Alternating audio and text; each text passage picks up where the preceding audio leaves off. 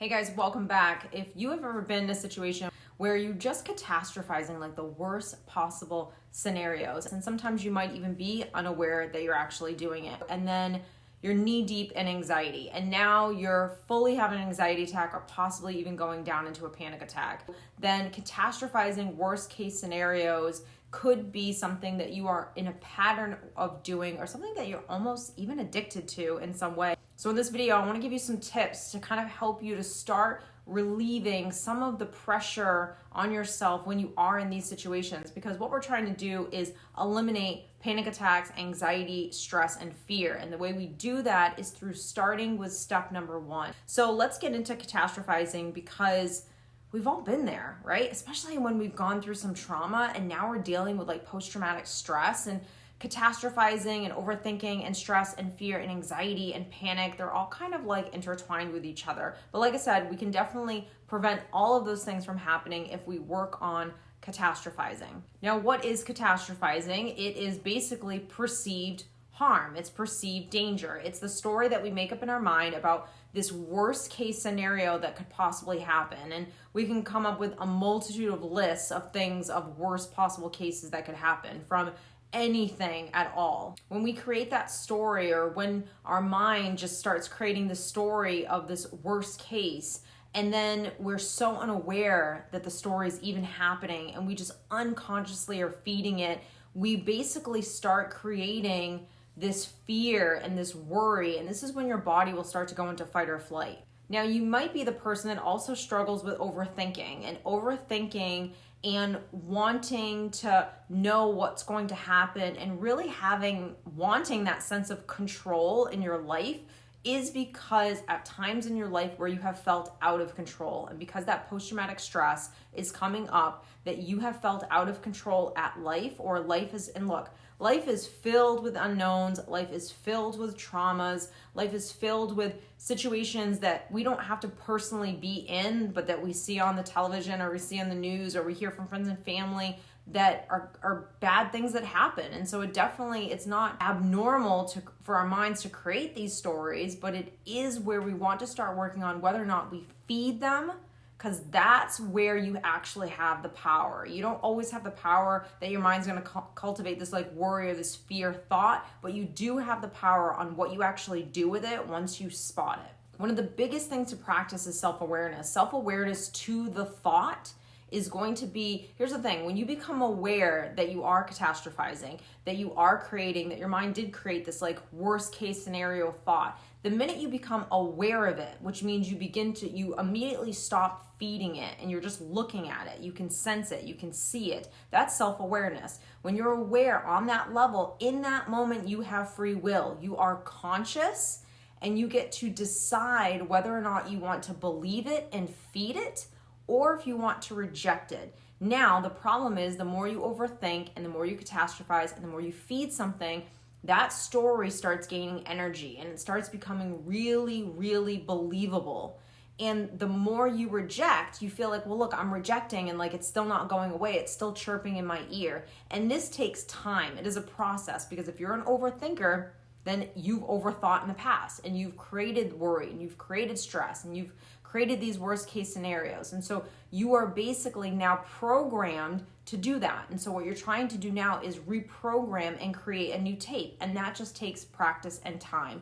And sometimes people don't want to hear that, but that is quite frankly the reality. In order to alleviate anxiety or panic or stress or worry, you have to do something different than what you had done before, because your mind went on autopilot, it created a story, you unconsciously fed the story, and now you went down a rabbit hole. And that's what we're trying to do. We're trying to prevent you from going down the rabbit hole, but heck, even if you're in the rabbit hole, still knowing good coping skills to get out of the hole is where maybe that's where you're starting right now. So self-awareness is going to be huge, and self-awareness is really that little bell that goes ding, ding, ding, ding. What's going on here? Where you can start to actually see the catastrophizing thought, the worry thought, the fear, the insecurity thought, etc. Once we have that self-awareness, and for me, this really changed everything, was when I finally learned and grasped the concept that thoughts are not real. And the only reason why I feel the way I do is because of something that I was thinking. So if I wanted to feel something different, I had to think something different. And I had to repeat that over and over again before my feeling, my heart space would connect to the mind. Because sometimes they're not connected. And you want to feel a different way, but the mind is creating this thought that's causing you to feel the fear, the panic, the worry, the anxiety. But you don't want to feel that at your core. You want to feel light and content and happy and at peace. So in order to do that, what do I have to change? I have to change the thing that I'm actually focusing on. So I can choose to focus on this catastrophizing thought, this worst case scenario, the, oh my God, what if this doesn't work out? Oh my God, what if I freak out? Oh my God, what if? Or I can accept that I'm here, settle into it, and decide what do I want to do about it. Or I can choose to think something that's going to actually help me to soothe me versus playing out all of these scenarios that, quite frankly, never happen. I have never been catastrophizing a worst case scenario and it actually happened. All it did was actually just create the most uncomfortable feelings in the moment, because the more I kept feeding that thought gained so much energy and so much momentum that it created me to feel a certain way. But the thought never actually happened. The situation never actually took place.